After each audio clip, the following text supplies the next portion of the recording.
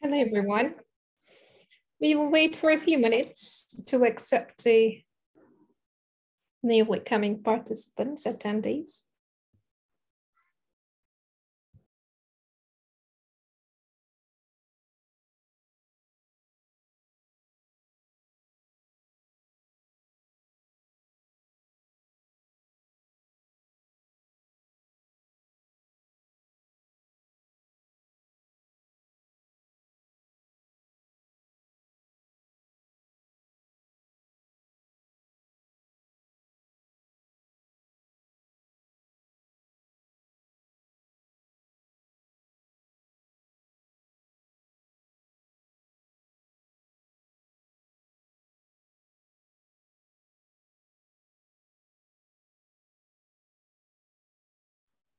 Let's start. What do you think? So it is passing 3. Hello, everyone. Welcome.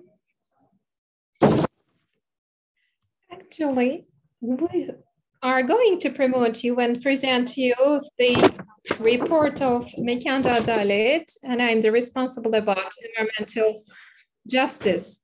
We are looking for recommendations for rural and urban areas, and also we are creating public information and data and disseminating it to the related parties. Centers for Spatial Justice is working for that, and UN has got a global compact. And in this structure, we do have some findings, and we will share the findings of these important issues with you. Let me introduce our participants. Özlem Zıngıl cannot be counted as a participant. Actually, she's a part of our center, and she's also the important person who has prepared this report and work in the field of human rights. Taygeti Michalakea, I hope that I could pronounce your name in an appropriate way. In Athens, working at Panteion, social and also political sciences, postdoc researcher, and accountability of the companies and transformation process justice is her field of expertise. European Law and Governance School, she is giving lectures. Welcome. Nancy Reynolds is from Business and Human Rights Research Center and dealing with Milis and also Asian researchers. And she was dealing with the commercial activities, how they are triggering the conflict situations and how they can contribute to the peace processes. And the human rights impact analysis and also the assessment and evaluation processes are her field of expertise. Maybe I have not translated in the appropriate way. Human rights due diligence, human rights impact assessments may explained in detail by her. She may explain us these terms better. And you're all welcome. Thank you very much for joining us today. On behalf of Center for Spatial Justice, we would like to welcome each and all of you. And I would like to also involve Büşra Güner, who's dealing with the publication side of our activities. And let me briefly speak how this research has developed and how we have come to this point, let me tell you. And then under the title of environmental justice, we do have some annual site visits, and we are looking at the local combats with the global situations. And during this research process, we are getting acquainted with some advocates and actors in this field, and we have taken their contributions in detail.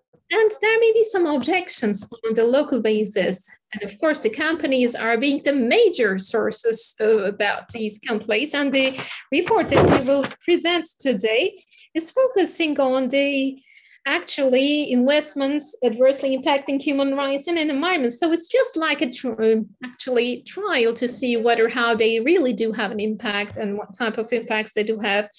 UN do have a global guideline for us and a global compact for us, and whether there are some violation of some certain rights, adverse impacts on human rights. There may be a lot of projects which may come to our mind as a Center for Spatial Justice, as MOT. Up until now, we have tried to approach the products that we are looking from a different perspective. When we are getting trapped and bottleneck situation with some judicial processes, the guidelines are being a tool for us. So we are questioning whether they're really a tool to help us, whether they're a real aid source for us. It is just like an introductory to human rights. Our report is just like that type of a composition. And there are some actually intersecting points related with the environmental issues, human rights, and we have determined 5 basic projects. Özlem will be explaining them in detail. This is the general introduction. I don't want to extend my introduction part. Let me pass it to Özlem. Özlem may speak about the guiding principles, and she may also tell us about the methodology of the study, and she may also speak about the data that we have talked about. Taygeti will be speaking about the Greek approach about the human rights, Greek companies' approach to human rights. And there is a Canadian mining company example from Turkey will be presented. Thirdly, Ashley will be taking the floor, and Ashley will be speaking about her actual project, Business and Human Rights Center's publication, Diggings in the Shadows report, and focusing on Georgia, Armenia, and Kazakhstan's mining activities. And our methodology is very similar. She's very close to our methodological approach. And afterwards, after having these presentations, we will have a Q&A session. And during the Q&A session, you can write your questions to the chat box if you like. There is a Q&A button, and you may click on that and you may write your questions. We will try to respond to all of the questions as much as we can according to our time. Did I mention? Yeah, there will be 2 languages during the session. And down below the menu, there is a globe icon which you can click on and select the language that you would like to listen to our session. Özlem, the floor is yours. Thank you very much. Thank you very much, Duygu. I would like to thank all of the participants for joining us today, all of our actually invited speakers who have brought their experience and who will enlighten our project, and both the listeners and also the contributors with their, who will create a dialogue, who will interact with us. Our dear participants, welcome. And Duygu has just mentioned, we have prepared the report as 2 researchers. And we have carried on the research process with Bushra. And today, in order to make our job easier, because we are connecting from different spaces on an online platform, I'm going to present our project. Bushra is among us. If you have any further questions, we will be responding to your questions together with Bushra.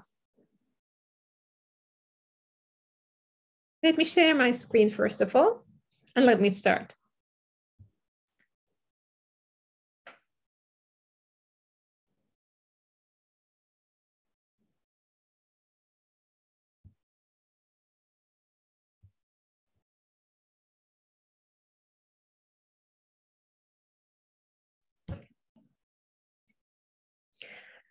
We wanted to present our activity with a different title than our report, because the title of our report, as Duygu has just mentioned, was basing on the companies. But of course, there is an intersecting point of the governments and the companies, and they do have some actually responsibilities, and we have named them as the usual suspects behind the investments.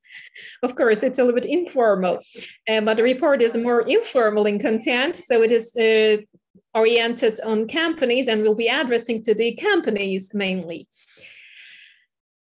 And the scope of our project has got 5 different subcategories. We have focused on human rights and business world, and in civil society, it is not actually a context which is widely being represented. And in order to represent this field, this space, we wanted to get deeper in this mechanism, in these organs and in these intersecting bodies. And we have tried to get the examples related with this. And with a 10-month of research process, which was very short indeed, We have tried to do our best, and we have tried to bring out the most representative examples. What do I mean by representatives? By basing on the guiding principles, we have focused on the addresses which are possible to be asked more questions, who will be bringing out more data for us. Mining, energy, and mega infrastructural projects were the main focal areas, and 5 projects are based on these 3 pillars. As you can see, the third airport, Galaport, Istanbul, Hunutlu coal-fired power plant, Kirazlı gold mine, and Yusufeli Dam and his project can be counted. On site, we were working together, or actually for the ones who are making use of some other tools. We have determined now with the other civil society actors, we have made a meeting, a research meeting with them, and in this research meeting, we have decided upon these 5 projects and focused our project on these 5 different subcategories. In our selection criteria, our priority was, of course, looking at the impacts on the environment, urban and rural living. All of the projects which I have counted, as you have noticed, for example, thermal power plant was not actually a field which we were directly researching about. And so this field was something unfamiliar, something new. And with a new project, we were in need of extending our actually framework. For this reason, we have selected this thermal power plant project. And there are 2 main, triggering points. One of them is the project's environment, urban and rural living impacts, negative adverse impacts. And of course, additional to that, at least 4 different reference points have tried to be determined. And the first one is without having the participation of the citizens or without having a meaningful consultation with them, the investment decisions which were taken from top-to-down methods and who are actually detrimenting the human rights. And we have looked at the version of democratic participation and opposition human rights defenders and the resettlement of residents and disregarding the livelihood and poor working conditions and workplace homicides. Actually, were main areas. Among those parameters, if any company was owning these features have been especially selected. Representativeness was very vital for us for this reason. Among us, we have discussed it a lot. The third airport project, for example, Yusufeli Dam, and the companies who were owning their construction were intersecting at some certain points. So we would be looking at the same company for 2 times. Actually, we thought whether it would be meaningful or not. This was something that we have questioned a lot, but the guideline principles actually was focusing on the human rights and also environmentally adverse impacts. So every activity, every incentive, every step should be assessed and reevaluated. So this is the guiding principles that we have founded as the basis, as the infrastructure of our approach. So it was possible to take a single company for 2 different projects. And we have set at last, we have reached a consensus that it would be possible, it would be actually representative to select these 2 different projects of the same company. And the guiding principles were accepted in 2017. And of course, it is basing on the business and also the business field's human rights. So it's a framework guiding principle. There are 3 areas which it is focusing on. The first one is protecting the state and the project and human rights. And the second pillar is the second column is respect and the corporate respect the human rights. Of course, there is a mandatory condition of the states to protect, and also there is the need of remediation responsibility for the state side, for the business side, as well as the business side. And it is also needed for a greater access to remedy for victims of business-related abuse by the states and business. So legal, semi-legal complaint mechanisms are essential to be implemented. And what we have focused on in the field of corporate responsibility to respect human rights was basing on the awareness of different businesses and their awareness about the actual and potential impacts of their activities on human rights and environment. And we aim to allow them to prevent and mitigate impacts on human rights and address the adverse impacts which they pose. And by considering these important bases, we have structured our research in two sides. The first part, which we have focused on the adverse impacts of human rights and environment from the business side, and what are the commitments of the business side about the human rights and the protection of environment. We have asked this question in the second phase. In the first phase, when we have looked at the business-related adverse impacts on human rights and environment,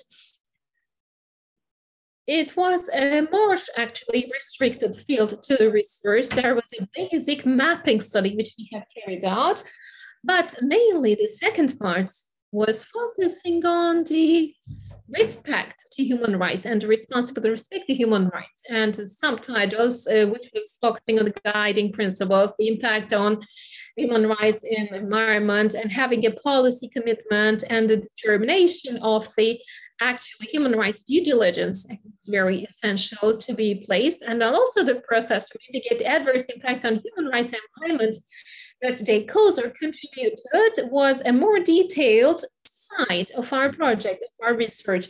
What we were mainly concerned about was this part. But the second part, in order to understand the second phase, the second part, of course, we were in need of knowing the adverse impacts on human rights and environment. We were in need of responding to questions. And the participation of civil society actors and the local stakeholders have been involved. It was, of course,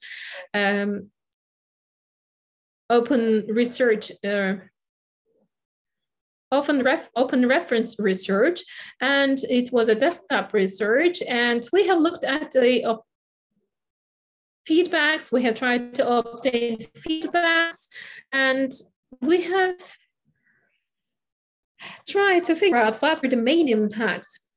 And we have tried to segment them, we have tried to classify them, and in this mapping process, of course, we have shared it with the civil society representatives, and we have created the latest form of our map. And there were some questions which were basing on this mapping process. SOMO is a Holland Center civil society organization, and of course they do have a UN guiding principles in company research and advocacy, and they are having a guiding, actually they do have some parameters in this guiding principles to measure and to assess and also to reach to a conclusion about the adverse impacts. And in the second part, which we were trying to look at the impacts of the businesses, of course, leaded us towards to digging in the Shadows report. Digging in the Shadows report, it was very inspiring. So we will focus on this, digging into report, BHHR's report, and the climatic and environmental effects, disruption of the historical cultural texture, and adverse impacts of the public health, livelihood impacts, and the participation and access to information, and also lawsuits against the project, and benefiting from the amended legislation to enable the implementation of the project. And of course, the working conditions, occupational homicides, and COVID-19 protests, and also the advocators' situations were very important areas to be analyzed. We have seen these areas as the impacting area. Of course, they were not equal on every single project, but they were the common intersecting points as an impact factor. After determining these impact factors, having this due diligence process, we have focused on 5 investing companies undertaking these projects, and among these 5 investing companies, 14 business partners and parent companies of the investors, and 3 financial banks, financing banks, and their web pages have been analyzed, and the web page of these initiatives, and also their undersigned incentives have been analyzed in depth. It was possible to understand the histopathology of the companies indeed. And let me briefly speak about the companies. Which are these big companies? Let me tell you. For the 3rd airport, IGA Airport Operation, and of course, Cengiz Construction, MAPA Construction, Lima Construction Company, Colin Construction, and Kalyon Construction Company. Colin Construction Company, after the opening of the airport, have been excluded from the partnership, the main partnership structure, but since we were taking the project activities since its beginning, so Colin Construction Company was having its own responsibilities. So we have also checked on as well their website and also the information which was presented on their website. Galata Port, Istanbul Port Management investors were Doğuş Holding and DLG Capital. For Hunuklu Thermal Power Plant, Electric is the actually carrying on the operations, but Shanghai Electric Power, Avik International Project Engineering, and local investors from Turkey is the composition.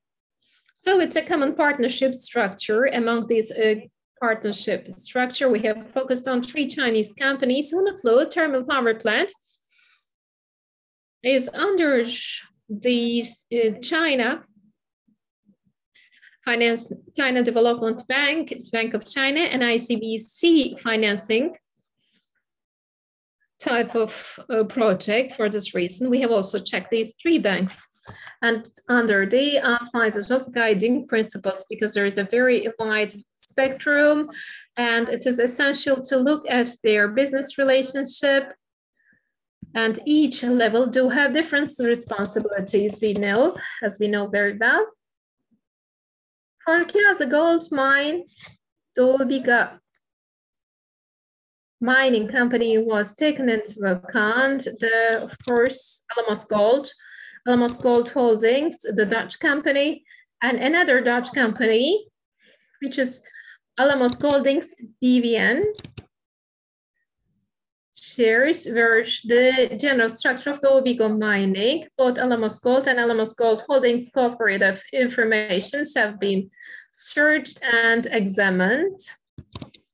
Last but not least, at Yusuf Ali Dam, there was an ordinary partnership, and Lima Construction Company, Cengiz Construction Company, and Colin Construction Companies were the general structure. In general, the companies, at least in terms of guiding principles, they actually had some postulates. A signee of the UN's climate action, it was a bank. And other than that, we had 2 different banks who had signed this agreement, but Moscow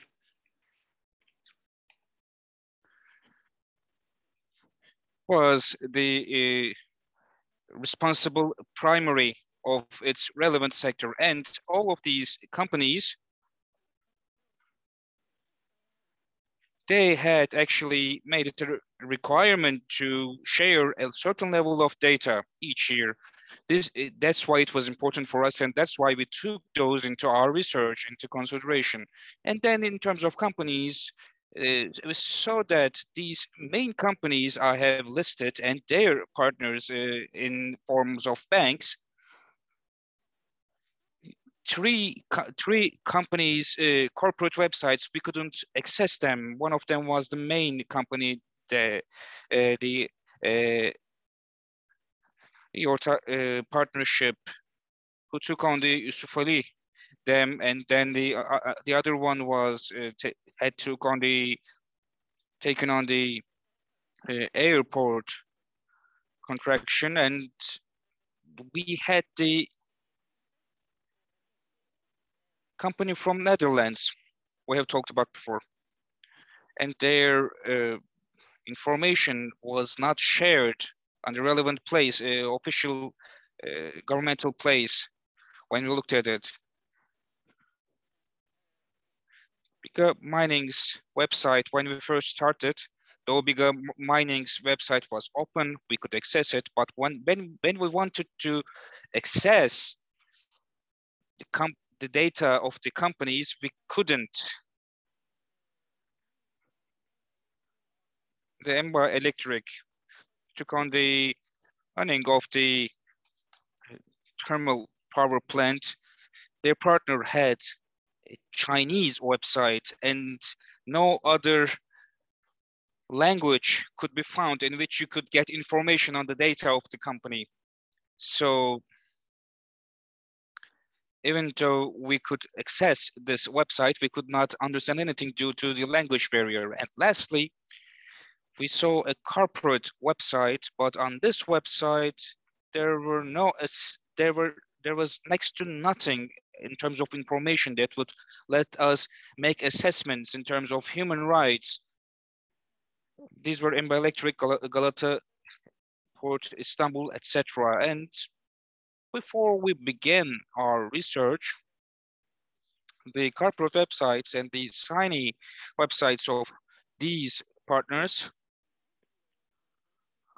all the companies I have listed, the banks, the partners, we asked them our questions.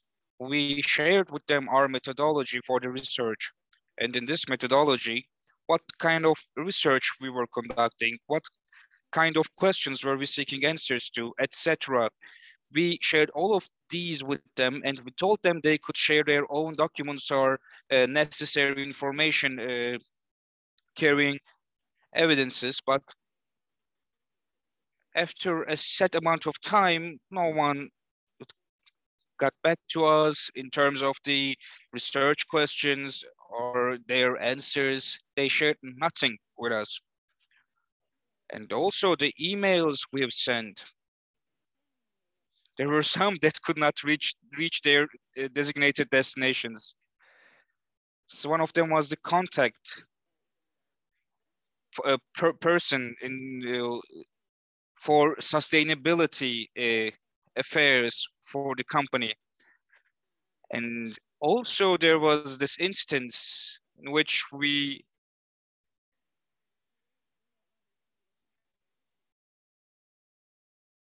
when we failed trying to contact the contact person, and we told them as such, they gave us another email address, but we could not reach them because we were blocked. And in terms of findings, well, one of the most prominent ones is that projects we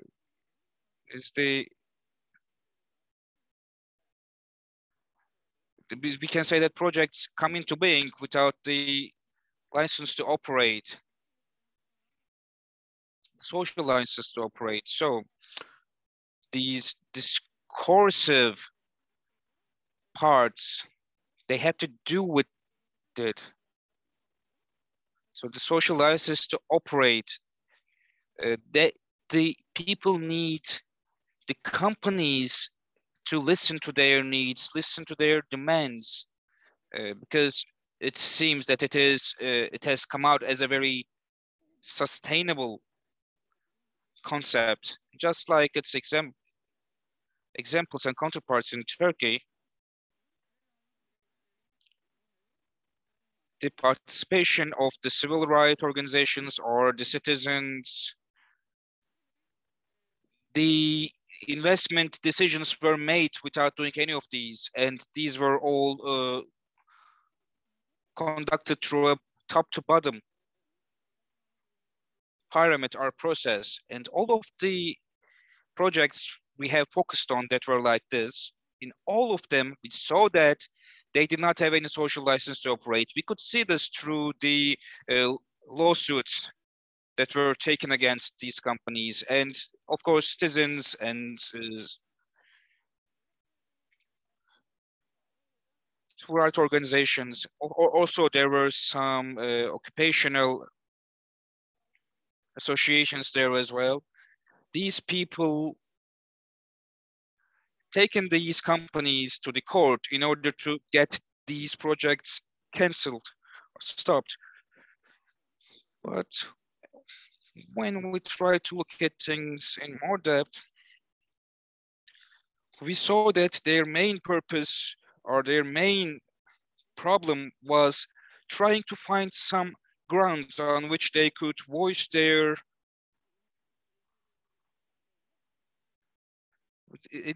on which they could voice their opinions about how bad things could go if their voices were not listened to or were not heard. And all these lawsuits, people were talking about their concerns, and as such, companies were trying to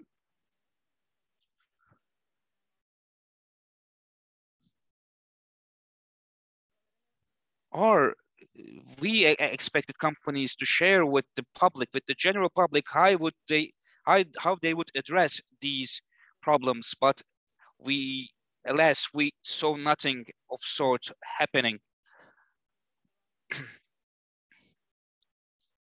So these companies, seeing themselves above, are isolated from these concerns of the public, and these companies deeming such issues as problems that governments should try to overcome or solve. These were not actions that would align with human rights at all. And other than those, we also saw in our research that if a decision to stop the project or the running of the project, such decisions are sometimes, in quotation marks, unable to be acted upon by these companies. And sometimes they appeal to these decisions, these companies, they appeal to these decisions, and the higher court, even if they know that, even if these companies know that they will not be able to win the appeal case, they act like there is nothing wrong because there is still 1% chance maybe of the high court actually agreeing with them. So they are still operating, they are continuing on with their operations in these projects. And lastly, we came across a very curious situation. I mean, we saw a case in which the company which was taken to the court actually came up with an altogether new environmental impact assessment report. So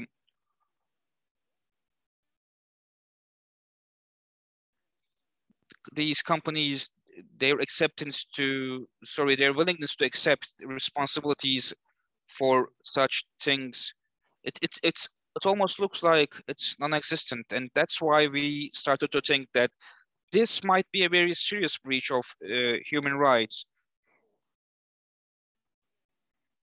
And then there was the matter of being able to make use of the relevant legislation, which the project falls under in terms of the government's policies. So the legislation can be changed at any moment's notice. It is a very problematic thing in Turkey. I mean, we talk about this all the time. So, for example, the law on the mining activities, or also the coastal line policies and the legislations, they change all the time, almost infinitely. This is always a hot topic in our civil society discourse. And there is, I think we can easily say, no meaningful process, no meaningful dialogue between the civil society side and the government or the company side. So apart from basically no negotiating process with the civil society side, there is also no phase or basically any process that involves meaningful planning before the project starts, and also the legislation is changed. So projects gain feasibility through these legislation changes. And in terms of companies, this situation which stems from the government in Turkey, it gives these companies the belief that such human rights violations can easily happen in Turkey, and they do not have to assess such a thing as a risk at all. So one of the most detrimental things in this is that the companies never seek to fall in line with the local legislation. They always go to the higher legislation, which is the legislation in place countrywide.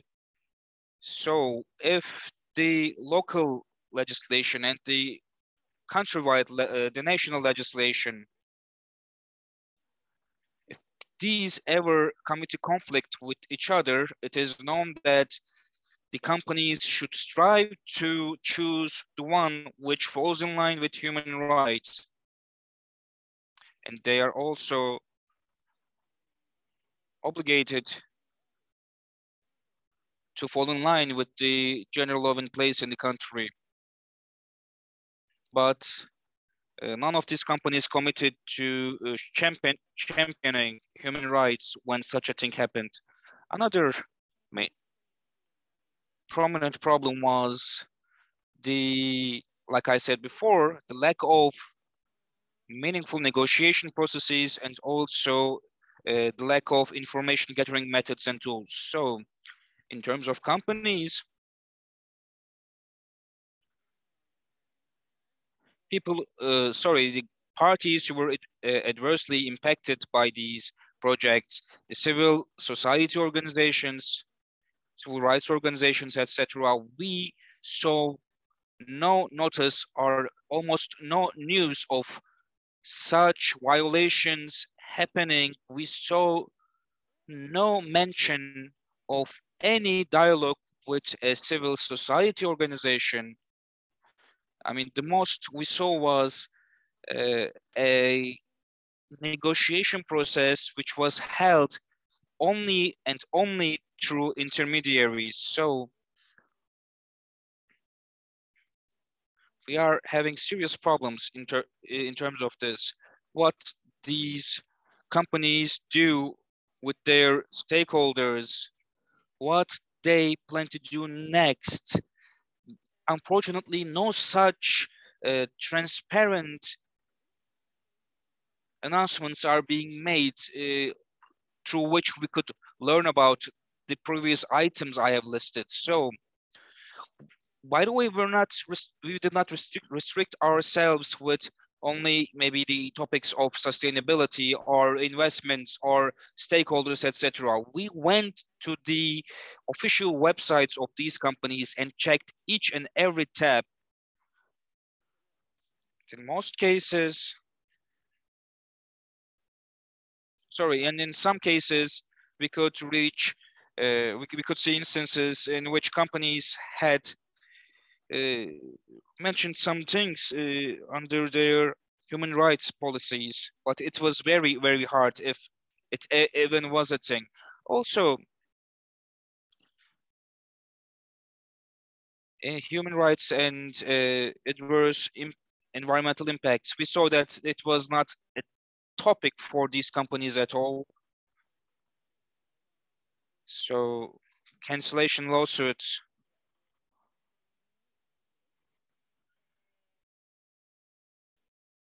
No company ever took responsibility, like I've said before. And also there was this thing in which they in their own areas of activity, they did not share what they did or how. So most of them on social platforms, for example, talk about how they take environmental impact into consideration, but through their corporate websites, we saw no such thing being mentioned. And so these projects which start from a higher authority and go into the bottom part of the pyramid, or which have no social licenses to operate, they result in societal rejections, and sometimes they go to such lengths that it becomes a national issue. These protests become a national issue. But we have seen that these companies acted passively when faced with such adversity. So there were instances where peaceful negotiating meetings were forced to cancel through intimidation, and such companies stay quiet when these happen. But in fact, they actually have a leverage to search for their rights and the citizens' rights given to them by the government. They never do. And when general protests were made against these companies, unfortunately, we saw no case which they acted responsibly. And I want to get into the last item on the slide. So in terms of human rights policies, only 2 companies had a title on their website, but these companies, when we checked out the messages of their CEOs or chairman, we saw no ownership of the human rights. We talked about 4 companies and banks. They do not have any items, any tabs or titles for human rights, but they actually have these in their main policies, in the first 2 of their policies, all of them.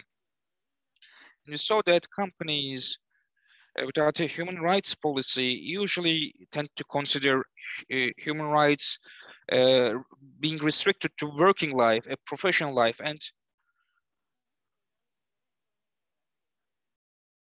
we saw that these were cited as CSR and sustainability works were seen as examples of concrete actions in human rights, but these actually held very different and diverse fundamentals. This was such human rights policies are actually have to do with general benefit of the public, and also creating value for the well-being of the people. Unfortunately, we cannot say what they have listed on these policies as human rights policies or applications. And in terms of sustainability, they tend to be restricted to only maybe planting trees, or I don't know, maybe reducing waste, etc. Human rights due diligence.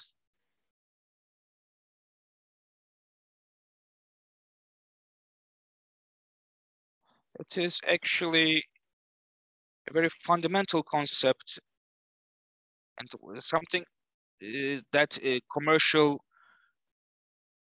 entities know very well, because it combines human rights with the commercial due diligence concept. So this should be highlighted, that these companies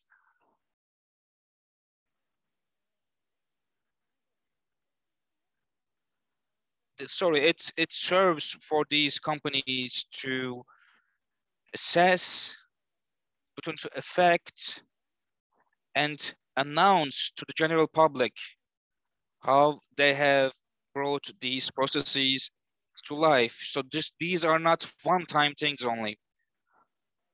I mean, I'm sure you all see examples all the time. Just said processes, for example.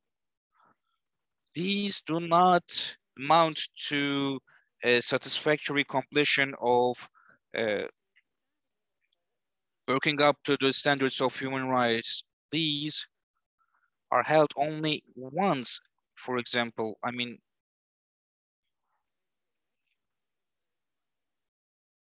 it's not obligatory in Turkey anyway. I mean, companies only have to do it when they are trying to get securities from foreign banks or international banks. But still, I cannot emphasize enough that these two processes are not the same thing.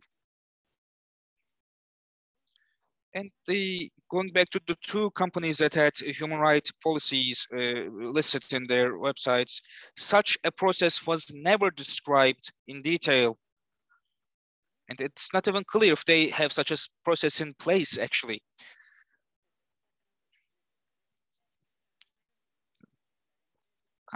Most of the companies also say that they are going to take necessary precautions to prevent violations of human rights or violations against nature, etc. But they never ever share what they plan to do or what they did do to this end. Two companies share their environmental effect report, or at least they claim to. Alamos Gold does claim to do so, but they actually never do on their website. Sorry, they do. Alamos Gold does it on their website. You can see in very much detail their report. I mean, it was only one out of the 22, by the way. And we come to the next item, which is the matter of if there is in place a process to mitigate the adverse impacts on human rights or not. This tells us about the inner workings of a company in terms of human rights. So we saw that only one of the companies had a reporting or a complaint mechanism on their website, but unfortunately we saw no mention of what was being done about these complaints or these reports. So one of the three companies that do it is the Istanbul Great Airport company. So they do not even have a way to classify between customer complaints and also employee complaints. So we did not exactly understand what happens there, but What we were concerned with was whether or not if there was a way in which stakeholders could voice their concerns.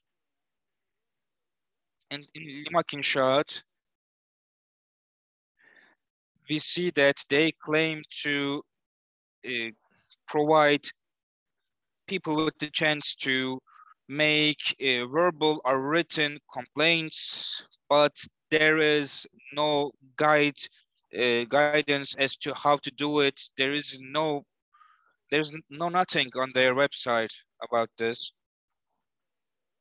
And Alamos Gold, lastly, they have, at least they claim to have, a complaint mechanism in place. They have a list in which they have listed people who you can reach to make certain complaints about, but unfortunately you do not have their contact information there. So just like Limak, a stakeholder that wants to make a complaint, I mean, he or she is basically faced with darkness at the very start of the road. So these were our main findings. You can find our report bilingually on our website, and we'll be actually announcing it, sharing it on our website, unlike the companies we have talked about so far. To get further information. And also, in order to bring us the background information, we have organized 3 webinars.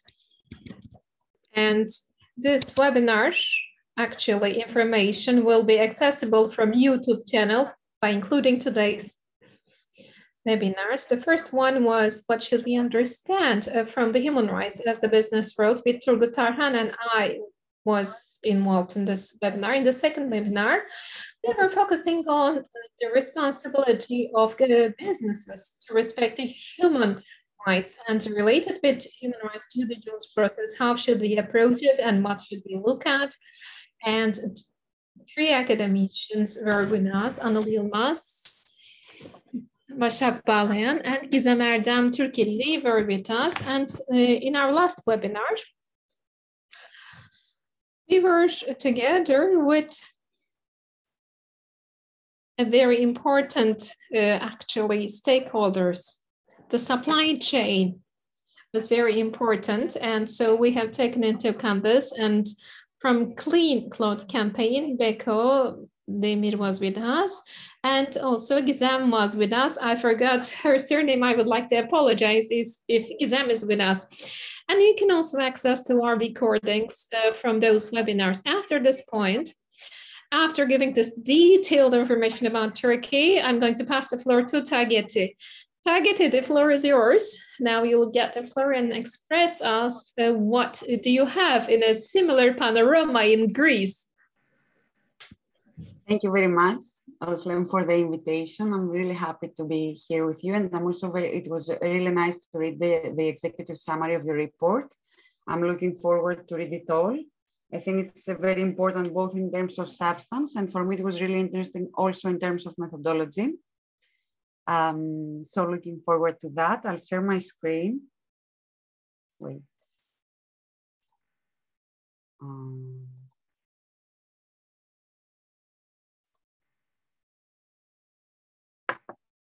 Can you see it? I guess yes. Perfect. So I'll talk briefly about business and human rights landscape in Greece, and then I will jump on to some comments on the basis of the summary of your report. Now, first of all, just to give you an idea of the business terrain in Greece, we're not a country of business giants. Actually, it's mostly small and medium enterprises that are prevailing in Greece. The few businesses that are that have an international presence are the ones that are active in the shipping industry, the construction sector, and the energy sector. We have, however, quite a lot of privatization of public services, and we increasingly have more and more foreign investment from companies based in Italy, Germany, China, all over the world. Now, it's a quite active business terrain, one would say, but the legal framework is quite inactive, actually. It's quite multi-layered and fragmented. And this is because there was actually no will to make a comprehensive business and human rights action plan or a BHR policy. So you can find bits and pieces that can be applicable to business and human rights. And this, just a small parenthesis, this applies both to liberal governments as well as to leftist governments. They all have this narrative of attracting investment, so the business and human rights legal framework is totally lacking important laws.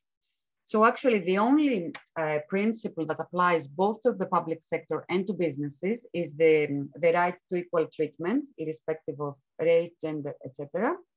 Other than that, human rights do not apply to business actors. So if a business actor violates one of the rights, you can only resort to the civil courts, and you can use tort liability through the right to personality is protected in the Greek Civil Code. So through this right, you can claim damages. And the right to personality, in very few cases, has included the right to clean environment as well. Now, piercing the veil happens very rarely and only if the company has been created as an intermediary in order to commit illegal acts. And as a general issue, despite the fact that internationally there is a movement towards adopting corporate criminal liability, in Greece this has not happened and will not happen because it collides with very basic tenets of Greek criminal law. Instead of that, Greek law has chosen to vote for administrative liability of corporations. So if if they violate administrative law, the regulatory authorities, the Minister of Development, etc., can put fines or reprimands or can exclude them from public tenders, etc. In the field of public procurement, we have a multiplicity of laws. There is one law transposing an EU directive, and it's 200 pages. And imagine that reference to social rights for the companies that participate in public procurement is made only once. And we speak about a law of 200 pages.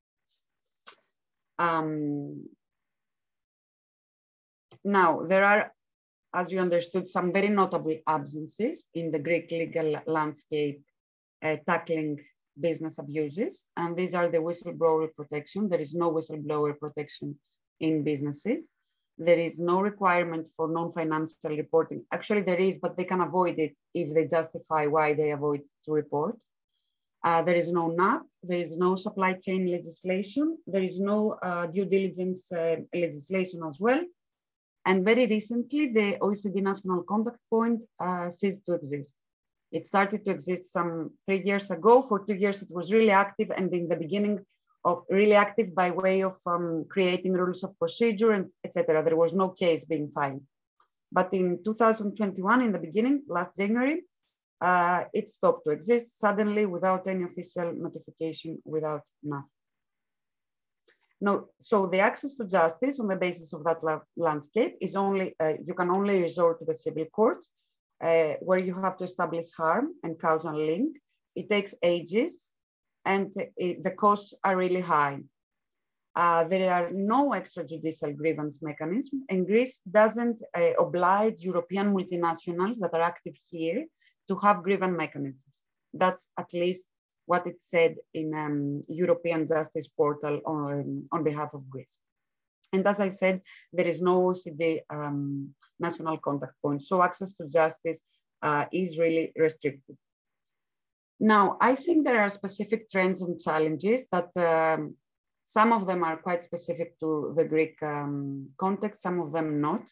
The first one is actually a lack of political will on behalf of the politicians, which, as I said, are both leftist and right-wing politicians. They both have the same lack of political will. And this is a discourse that is founded on the fact that we always need investment to overcome a crisis, not only the most recent crisis, we're always in kind of crisis, let's say, so we always need investment And respect of rights by private actors is considered as something antithetical to economic recovery, and private actors are always the saviors. So if you're claiming rights against them, then you will deter investments and economic development. Now, I don't want to defend the state, but the last year we had a lot of financial memoranda with the IMF, the European Central Bank, the European Commission. And they were actually contributing to this absence of political will and this rhetoric, this discourse on development, because they pushed Greek governments to adopt laws that made labor provisions quite flexible, made the position of the business sector quite privileged. They allowed them actually to do things that would be legal were it not for the crisis. So I think there is a relative responsibility, let's put it like that, of international organizations that helped Greek states in the last years to draw policies. So this is a particularity of Greece during the crisis. A second challenge that I see is prevailing in the local context is the lack of awareness in the legal community, but also in civil society on what is the business and human rights movement, what are the instruments, what can we do, etc., etc. In juxtaposition to that, we have a very active business sector that has a CSR organization which organizes conferences. And this is not something that is bad, I don't mean to say that, but I see a relative imbalance. And we also have a very active UN Global Compact focal point. And the last trend that I want to identify is that SLAPs are increasingly being filed against journalists. The last one was against an environmental NGO that just wanted to understand whether a CPR company in the island of Syros is polluting the port. So it was in a very initial stages of investigation. And a SLAP was filed for 1 million euros. It was like quite harsh. Now we have various cases that could be seminal from a business and human rights perspective. I think the most important of them is the Skouries mine, which is located in Chalkidiki in the north of Greece and is being developed by Eldorado Gold with a Canadian company. Project is being under the process of getting licenses, starting and then stopping for many years. There are many allegations that it would violate EU directives on Natura areas if it started to work more intensively. And there were a lot of irregularities during the process of approval. There were no appropriate evaluation processes according to several NGOs. Alternatives were not examined. A lot of domestic laws were also violated. And on top of that, of course, we have a lot of environmental and health hazards that come out of this activity of Eldorado Gold. So actually, the local social movements made quite a lot of protests against the project due to these violations of laws and the environmental and health hazards. And here you can see an image of, it's like only 2 months, but the logging that needed to be done in order for the project to start. It shows the environmental damage. So as I said, local social movements started protesting against this mine, and they were met with really harsh repression by the police. A lot of arrests, a lot of house searches. There are also allegations that the company tried a bit to divide the population by employing some and silencing them, etc., etc. The last incident is again a slap by an Eldorado official against a journalist that just reported on the issue. Of course, we have various other cases. For example, these are images from violent crashes during the protests. And another case that is fairly recent, and it can be big as well, but there are no real evidence, is against Teleperformance. Last year, there were a lot of protests to support a hunger striker that was in custody. And Teleperformance started shutting down Facebook profiles. And these are two pieces from Reporters United, alleging that it's the most official voice I could find, saying that teleperformance was actually, because Facebook has outsourced content moderation, so teleperformance was actually censoring and infringing the freedom of expression and the right to be informed through shutting down these Facebook profiles. And I don't want to go into more details. We have a lot of issues in relation to corruption, the right to health. I don't know whether you have heard the Novartis case, that is a global case. It was recently closed in Greece, closed 2 days ago. And we have a lot of other cases with the shipping industry, labor rights violations, etc. Now, turning into your report, I wanted to say that I found a lot of commonalities with Greek cases that I'm aware of mega projects. And generally, I see that no matter whether you are in the European Union or if you are not, whether you are a member, OECD member or not, whether even if you're a conflict place, the problems are always repeating. I mean, what I want to say is that the fact that Greece is in the European Union doesn't seem to improve the situation a lot. So we have a lot of common issues to tackle. I think the most important, because I read it also in your report, is all this rhetoric of development at the expense of social and economic consequences.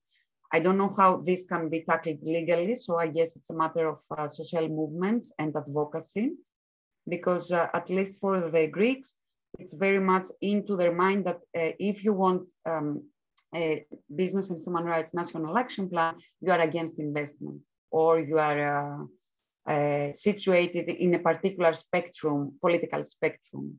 And this is not the case, I think, and we have seen it from other countries as well. A second issue that I found we have in common is the ties of politics and investment, because you referred at some point to the legislative amendments that can even pass at the last moment, so they can pave the way for the investment to be legal. They changed the law so that the investment is allowed to proceed. And this is something that we have seen a lot, and we have seen also in Greece. Now, also reading your the projects that you are researching, I was thinking about the potential that litigation specifically opens, as well as the limits of litigation. What are the limits? Can we do everything? Can we achieve everything through litigation? Because it doesn't seem so. You mentioned that a lot of stay orders were not obeyed by companies. So this demonstrates, I think, the value of social movements. And this is where Greece and Turkey are different, because you mentioned in the report that in Turkey, there were environmental justice movements since the 90s. And as far as I know, in Greece, environmental justice movements were always there, but were not against specific private projects. So this is something that it's a bit different. And to sum it up, just some ideas and food for thought. I think that there is a need to use international law as an advocacy tool domestically. And by that, I mean, maybe to file, like in special procedures, file complaints, and then their opinions can be used domestically to enforce the position of activists and scholars, maybe, you know. The second thing is that I think we should also push for a right to information to be applicable also against companies, at least insofar as they are involved in mega projects, because you mentioned a lot that you couldn't actually access information. They were not replying to your emails, information was not available online, and this is also common here. So why not extend the right to information to companies? Not in general, I understand that they have also their limits, but at least when it comes to mega projects. And the last thing, and I close it, is that your report and my research as well has made me think about the link of human rights abuses of businesses with broader issues of democracy and rule of law. You mentioned at a certain point the erosion of democratic participation, and I would take it a bit further that, I mean, we see business and human rights as something a bit secluded only in the human rights field. I think we should open the discussion and frame it more as a rule of law issue. Because if you don't have access to remedy for business and human rights cases, then you don't actually have rule of law in place. Just as an idea, I would like to hear your opinions. Thank you very much.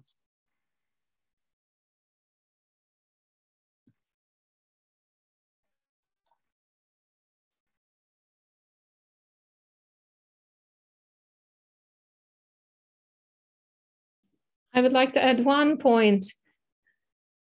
Taygeti has shown Kaz Dağları, Kirazlı, gold mine protesting activities are very similar to her example. But there is a difference between two examples. Eldorado Gold, Tüprak 2 mine is present in FM Hall and Çukurkuşla. Social license to operate, which you have mentioned, is trying to be constructed, and they have tried to show an attempt.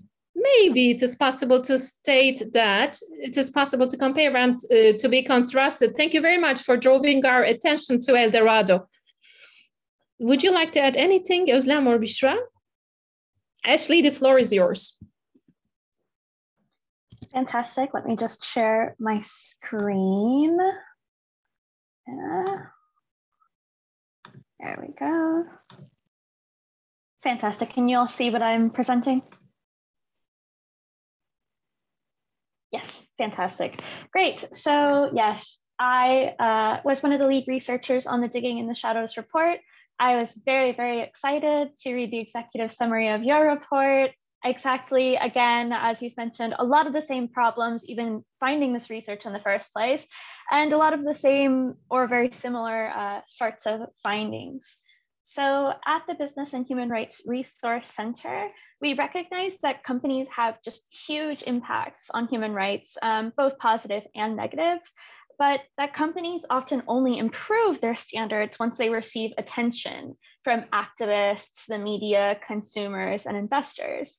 So with this in mind, some of our partners asked us to evaluate and compare the largest mining and oil companies within the region. So we narrowed it down to Armenia, Georgia, and Kazakhstan, 10 companies in each of those countries with the aim to try to compare their human rights policies.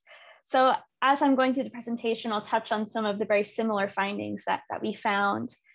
So our main methodology, we tried to follow the corporate human rights benchmark methodology, which is very well recognized in our field. The problem is that this methodology relies entirely on publicly disclosed information from a company. And exactly as you had found, we went to look at the websites of these different companies, and we found no human rights policies, no information on the vast majority of these companies. We didn't really know what to do about this, so we decided to reach out to the companies directly and ask them, hey, do you have any human rights policies? Do you have any environmental policies? We'd love to share them and look at them. Of the 30 companies, only one responded to us after 5 months of outreach. We sent multiple emails. We called each of these companies several times. We reached out to any publicly available contact information we could find.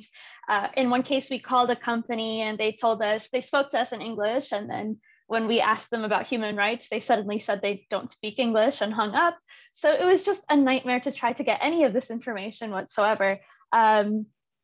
So yes, it was just a problem. So what we decided to do was we compiled all of the publicly available information that we could find on the human rights performance of these companies, deciding, well, if you won't give us information, we'll use information from NGOs, from civil society, and we'll just publish that instead.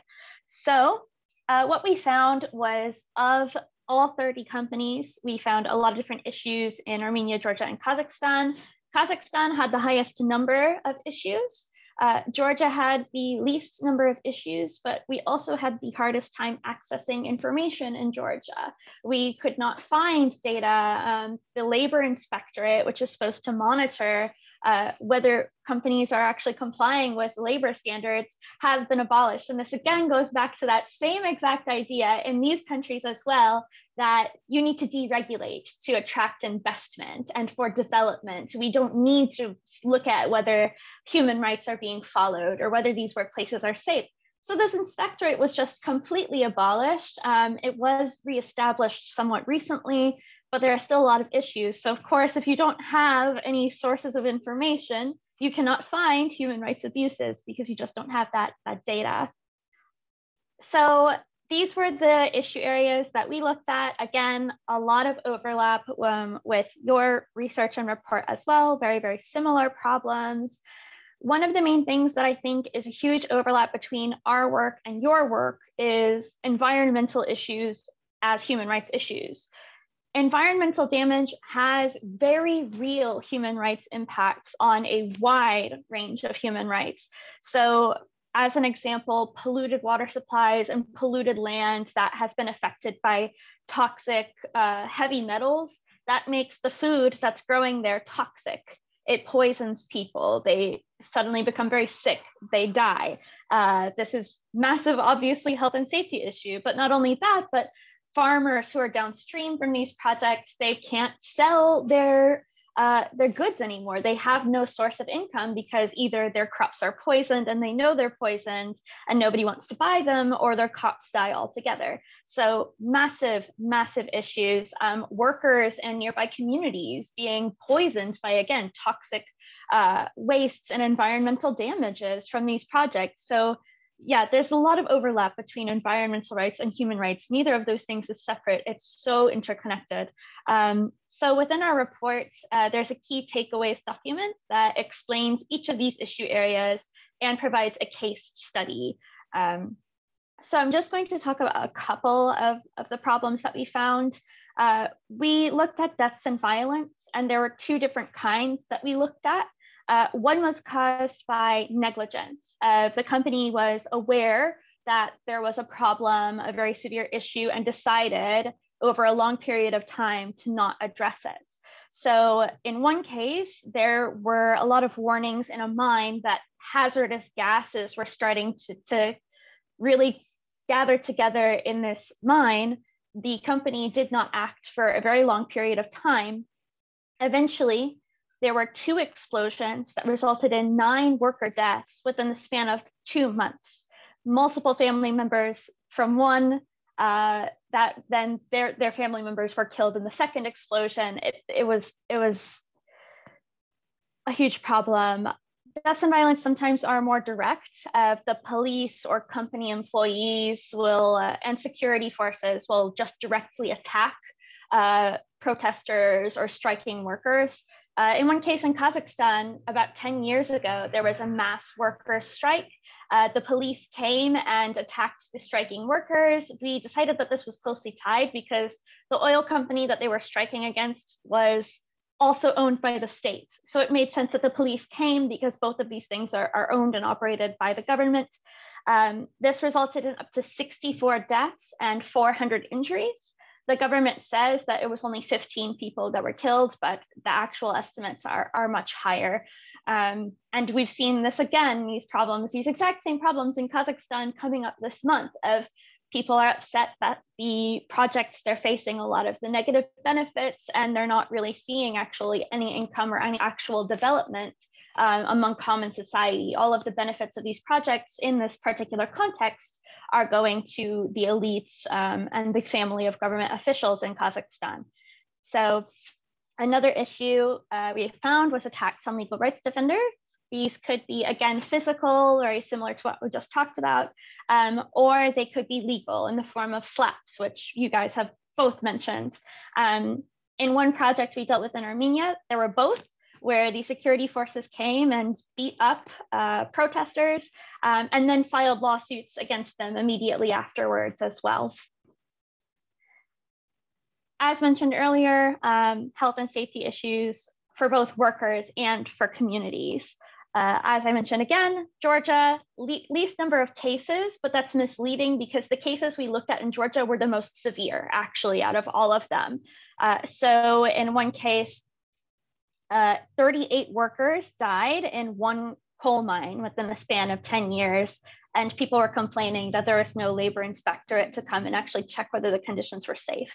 And the conditions were absolutely horrible. So deregulation has very real implications for people's lives. Communities, again, are very affected by heavy metals and toxic gases. In one village near a major oil field, 90% of the village became chronically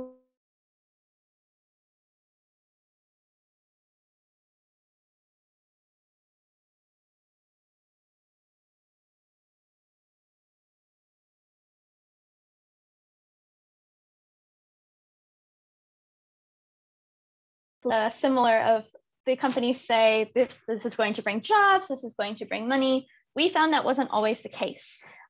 So the companies will hire people in the mine or hire people on the oil project, but by doing that, they destroy the existing form of income for local communities.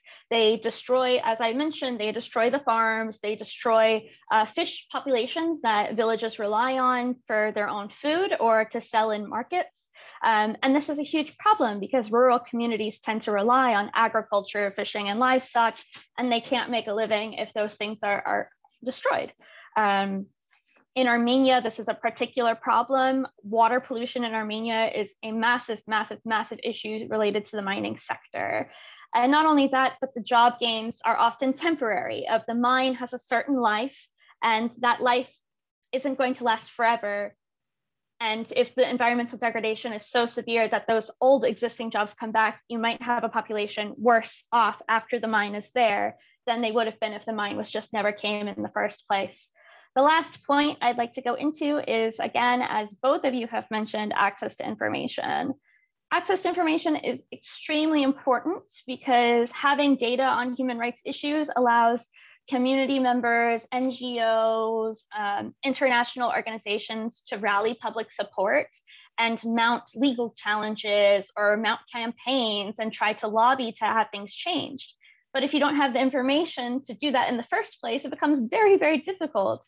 In many cases, information is only available because of NGOs like yourself.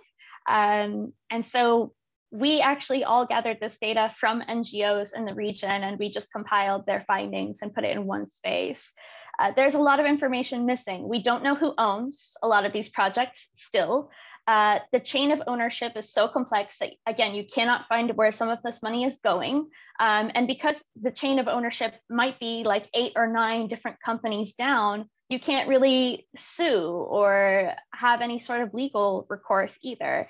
In Kazakhstan, there's also tight state control over the media. There are laws regulating what the media can say about government officials, but the government officials own all of these companies. So it makes it even more difficult for accurate information to be coming out of Kazakhstan. A lot of journalists are intimidated out of doing it. Oh, I apologize, it did not flip all the way. But we looked at the policies versus performance of these companies as well. And we found that there wasn't a lot of correlation between the companies that had a policy and the companies that performed well.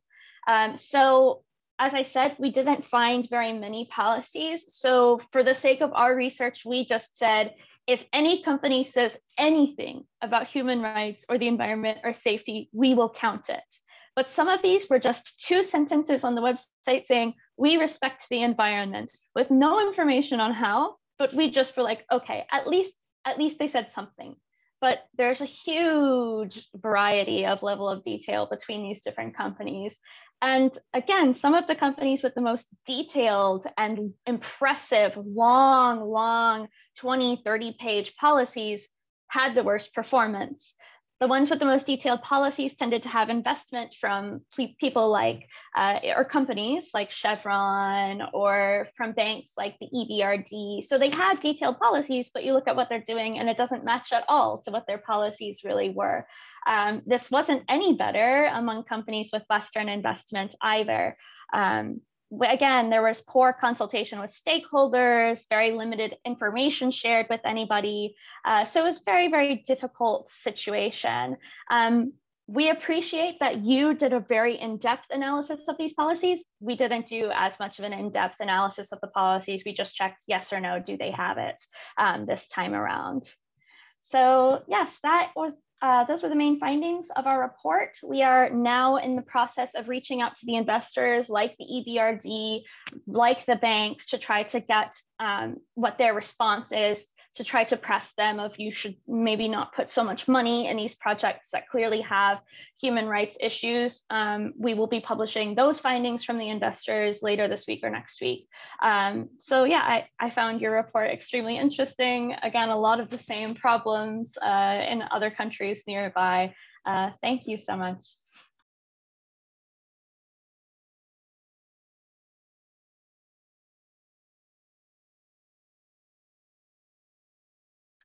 Well, thank you actually for the great presentation. So we are a little bit over time, and we'd like to thank the attendees for their interest. There were great questions, but now I'd like to leave the floor to Büşra and Özlem right away without further ado, so that they can get to answer the questions as they see fit. Thank you so much, Duygu.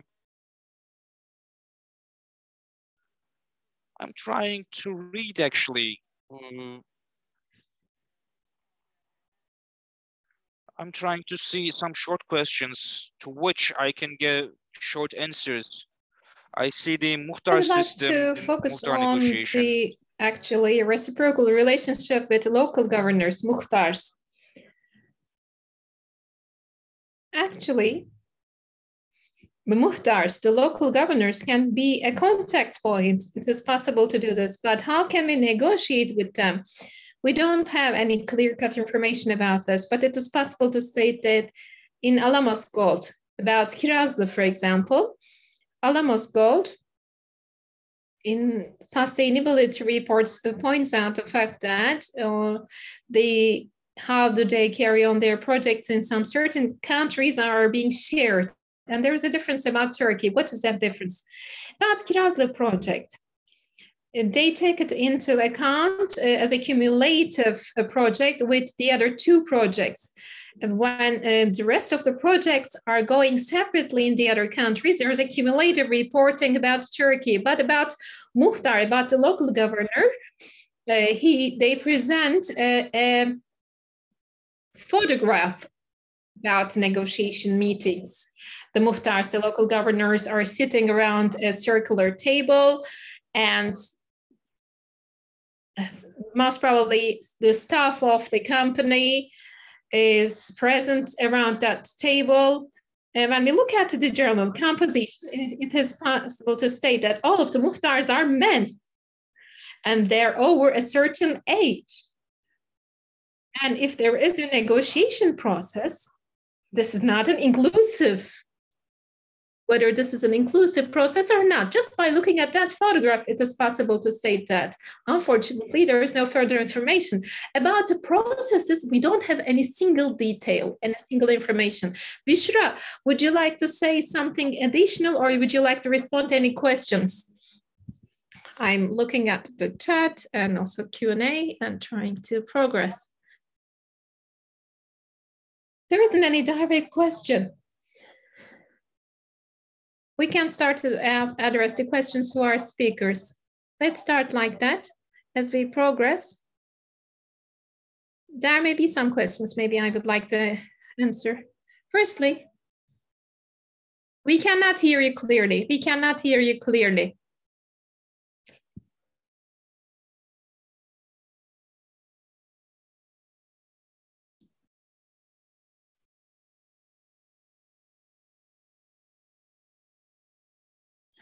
There is a question about the framework of this agreement, and one of our guests is wondering whether how has this research and the research framework been received by the institutions and platforms that are currently fighting against these projects? Was the UN guidelines framework found useful in exciting my stakeholders? I may respond to this question indeed.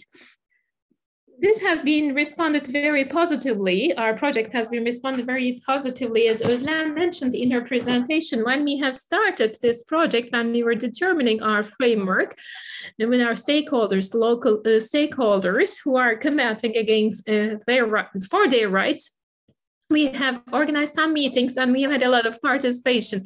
When we were writing the project sections, we have returned back to these stakeholders and asked their actually opinions. They were always positive and they have positively responded to us, and they were expecting to have a positive impact. We have interchanged our opinions. We have learned a lot from the local stakeholders, and they have learned a lot about the international examples. So there was a common information creation process. In general, it was very exciting. It was very good to create an excitement. Özlem, if I miss anything, you may also contribute. Yes, for all of us. We were also a part of this process as the Center for Spatial Justice. Since it was a starting point, it was a beginning point, it was a process of becoming acquainted, but we have started with guiding principles, but they are not an end. The guiding principles are the starting points, actually, and there are a lot of OECD guidelines. And also, Turkey has undersigned this guideline, these principles, and there is a Taygeti mentioned about the complaint mechanism of OECD, but it was not actually fulfilled in Greece. And that structure has got some impartiality problems. So we need to think about it more. And Duygu Avcı has got a question. I would like to pass to Duygu Avcı's question. Really, it is essential to think about this. And a part of this is related with World Bank, or it is related with, of course, European Investment Bank.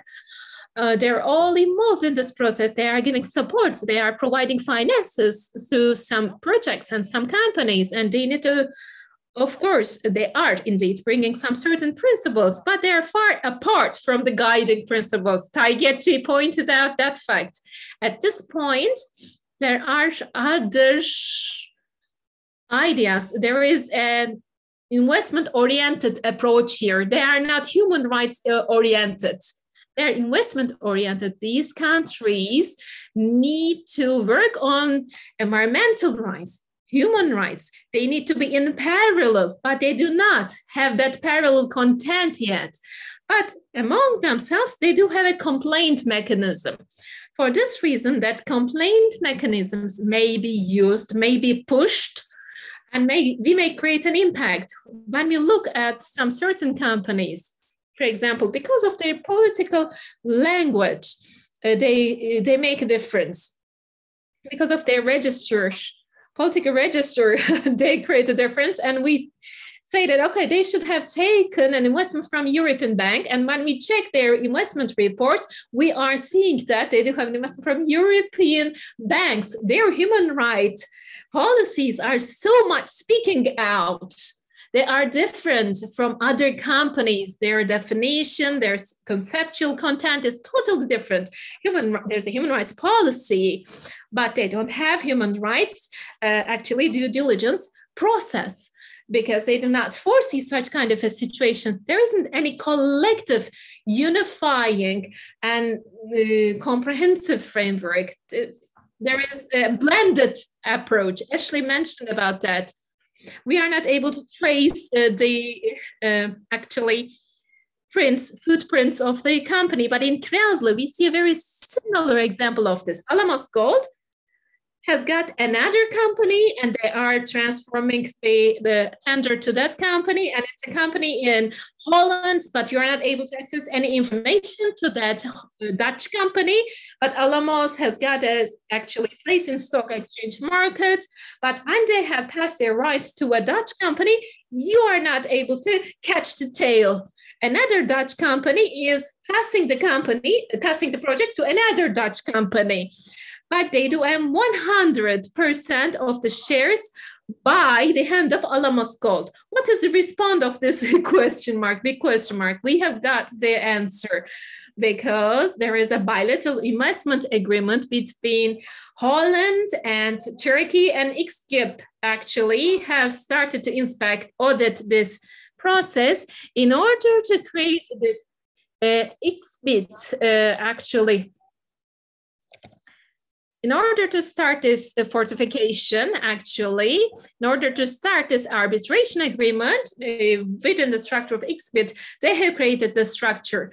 But when we were digging into the depths of these issues, we made use of our collaboration with advocates, with NGOs, and we have developed our relationships a lot. And we do have new relationships with new NGOs. We are also learning. This is a learning process for ourselves. So this is a very wide door opened in front of us. Maybe I could respond to your question, Taygeti and Ashley. You can also see Duygu, I've just questioned. Can you see it? Would you like to contribute any further things? Do you have any other words to say? Ashley, do you want to go first? I have 2 questions for Grace, I think.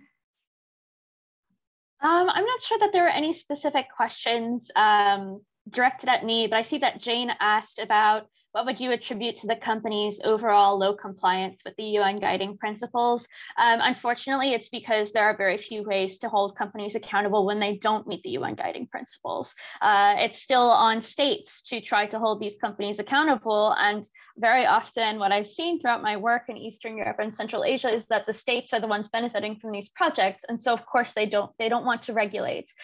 So when there's little incentive to do so, of course, this is why the companies don't actually comply with the UN guiding principles. They don't have any reason to. They perceive that it will cost them money, whether that's true or not in the end, because eventually, there might be different ways to hold companies accountable, but that is what I attribute to that. I don't see any other questions directed at me, but I'm happy to answer more if they come my way. And from me, I saw 2 questions that are relevant. One for whistleblower protection. We haven't transposed the last EU directive. And in Greece, there is whistleblower protection only if you are in a criminal law case, if you are a public interest witness, or if you testify against civil servants and you're afraid of retaliation, etc. And the second question, whether the EU has banned the production of gold with cyanide. I think there is a parliament resolution. And also I know that there are domestic laws banning production of gold with cyanide. And in terms of earnings in the El Dorado gold mine, unfortunately, I've read that the state was not to take royalties. The state was to earn money by taxing the workers. But to that, I keep one doubt. I've read it, but I'm not entirely sure. It seems a bit too much. So I guess it might not be entirely true. There should be another provision on earning money out of the gold mine. Thank you.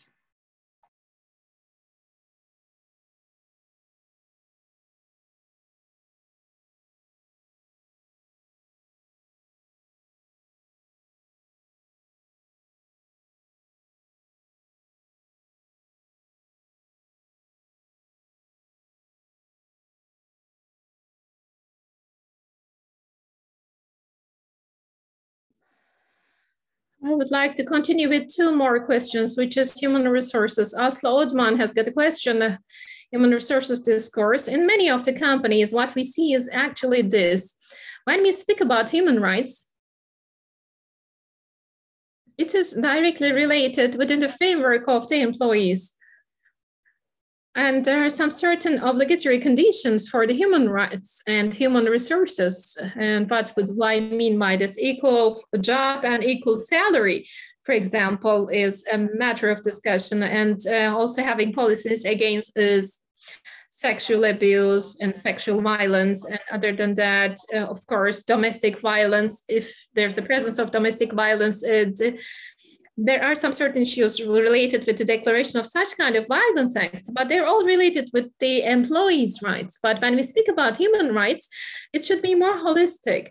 There should be a wider perspective to include, to comprehend it. And when we look at the guideline principles, for example, the guideline principles were mainly actually extending our border. And when we speak about the real means of these principles, it is composed of the international human rights. And these international human rights can be violated by the companies. There is a wide spectrum of companies, and all of the companies, all of the businesses are responsible to respond to these principles, to act in accordance with these principles. And if the company, what is the positions of actually businesses against actually social protests and social actions? We have looked at this. Both Taygeti gave an example from Greece, and Ashley gave an example from her research, and it is the same in Turkey. All of the protesting activities are being enforced by the police. Actually, they do not have any right to make a press declaration. There is, since that they do have a peace-bringing actually approach, all of these interventions by the hand of the security forces, are all of the related bodies related with these security forces are trying to prevent, trying to oppress these protesting gangs. Actually, they should be convinced that they need to provide an option to protest. They need to open their actually doors for such kind of protesting activities. We do have very good examples from Turkey. Ashley has also given a similar example in the third airport, for example, who experienced it. The workers have protested the working conditions, and when they have protested the working conditions, we know how they have been oppressed for 3 months. They have protested, and they have been taken under custody, and they have been imprisoned, and they have been taken under custody by the gendarme in the midst of a night with a violent act, and an MP has shared a photograph. The workers were taken under custody, and the company's shuttles were being used when they were being taken under custody, when they were bringing to the security centers, to the police stations. Naturally, companies are also being a part, acting as the security forces' hand, and they are actually not allowing the strike rights. They're not respecting the strike rights of the employees, the workers. This is something obligatory and mandatory, and the companies are acting as if we cannot call them as the business partners. So the ones who are against the the principles which are supporting the rights of the employees, the workers, is not sufficient enough. And the respect to have strikes and the respect to have actually protesting rights is not fully being achieved, is not a tiny achieved. And yes, for the bankrupted in the third airport, project, they have carried out that process in such a way. Oh, actually, we have questioned whether there was a violation of human rights or not. We did not look at it for any of the companies. We have tried to actually take down the note of that, whether this document was being shared, and it was being dated by 2015. It was 2015's report. In addition to that, report, the credit was drawn back because of the protesting activities. Such similar activities can be seen both in Turkey and in some neighborhood countries. And just exactly at that point, our movement point is the business fraud and human rights issue, which we are speaking. And the credit and leasing companies do have a certain level of responsibility. Mutlu projects, for example, the financing companies and the stakeholder of those companies and the banks, we have checked and looked at them. Actually, the companies is a very wide spectrum because they do have some subcontractors, and they do have some leasing companies which they are working, and then they do have some banks which they are related with.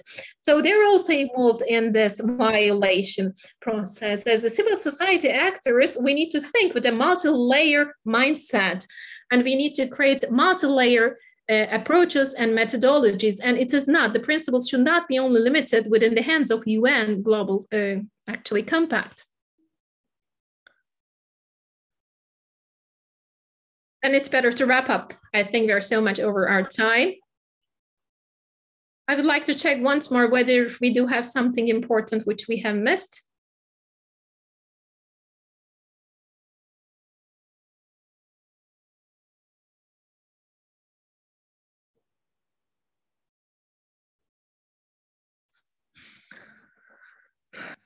actually all of those actually unfollowed processes of EIA reports. Actually, document of EIA is not something continuous. They do not determine the process of human rights. What we are seeking for is, what we are looking for is whether when all of these projects were going, we have had the COVID pandemic situations, what they are doing about the pandemic situations. When we look at from the eye of the guiding principles, of course, they do have an activity, and those activities would be having a negative impact by the end of pandemic, and UN has actually declared an impact analysis methodology for the businesses. They have shared a checklist, a short checklist. We did not see it in neither of the companies. Only one company was having the impact of COVID, was stated that there was no impact of COVID, but it was not the main company. It was the partner of the main company. Well, COVID did not have a negative impact. We have taken the preventive measures for our workers. This was what they have stated, but we knew that there was a COVID mortality case. Galata Port Istanbul project was having a mortality case, and neither of any reports this mortality case was being reported. As a result, from this point, we were understanding that a company is only limited with its own activities. When they're involved in a partnership, the responsibilities is not being reported as a whole report. The main company not have any report. So we don't know how the main company, the main contractor, is taking this issue into account. We don't know that. Özlem is asking a question to Taygeti. Let's not skip that.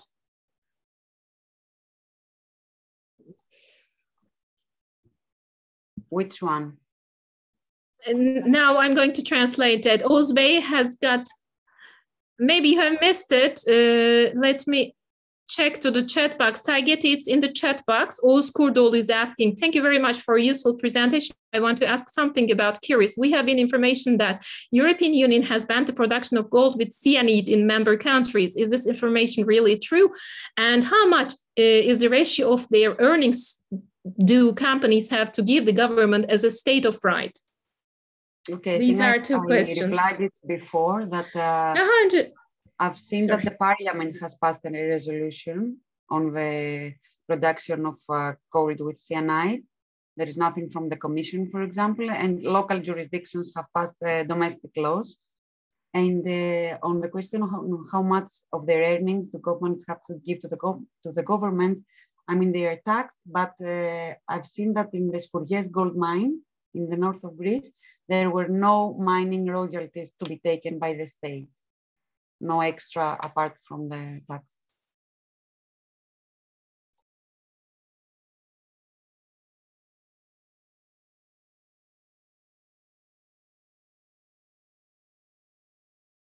Pınar Demircan's question. Would you like to respond to that?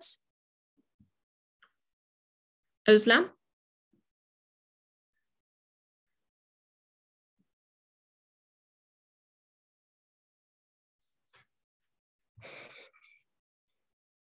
Taygeti, do you have anything to add? No, you have just answered it.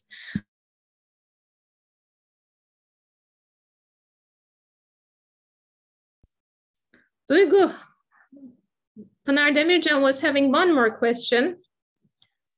If you have anything missed, you can always access us. You can always ask us.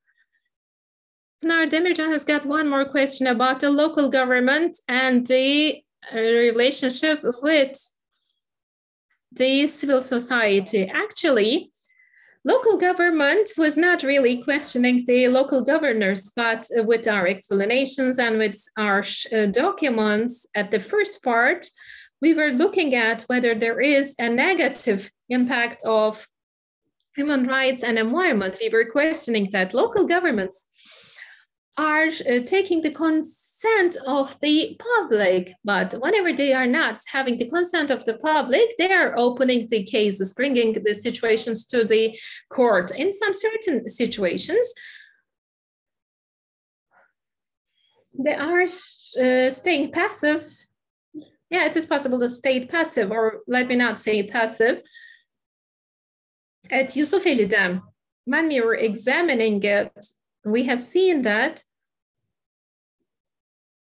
the company that we have interviewed, we have spoken, and from the interviews which we have read in the newspapers, the company is trying to establish their communication by making use of the municipality. So they are seeing it as a communicative body. This was something significant. All of the stakeholders have just told that actually is telling everything to the municipality, and everybody is telling that the municipality mayor has just given us this information. So they have direct relationship with the municipality, and the municipalities, the mayor's messages are being emphasized, underlined, but there isn't any clear-cut actually role description, whether they are the advocate or they are the mediator. It is not very crystal clear. All of the public information and public documents is not presenting us the clear role of the stakeholders, but it is possible to make an interpretation. Not understanding it, not testing it, and by making use of some certain tips to interpret it, points out the fact that there isn't any meaningful negotiation process among the stakeholders. And actually in the term actually of the impact and mitigating these impacts is not at a sufficient level, but it was out of our scope. And among the data which we have examined, we have looked at the impact analysis. And as we have mentioned to you, all of the cancellation cases and all of the actually environmental impact assessment report related cancellation cases are directly related with municipalities. This is what we know.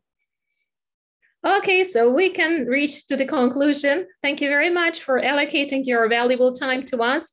Ashley and Taygeti, thank you very much for listening us and for contributing us. Because we know your combat on an international arena, and such kind of activities and such kind of relations are really contributing us. We are feeling that we are not alone. Thank you very much for keeping your touch with us, and I hope that we will continue to be in touch with you all. Throughout this research process, I would like to thank all of our stakeholders, all of the civil society components, and also I would like to thank our teammates. I would like to thank our interpreters, Rana and Taylan, for making us to communicate with each other, and we would like to apologize if we have any slip of tongue. And the English version of the report will be presented on our website, so you can access the Turkish version 1 week later. The other 3 webinars will also be on our website, our YouTube channel, Center for Spatial Justice, MAD, Mekanda Adalet, Center for Spatial Justice.org, our websites. So we do have a newsletter. You can be a member of our newsletter, and you can be informed whenever we are uploading the records and reports. Thank you very much for joining us today.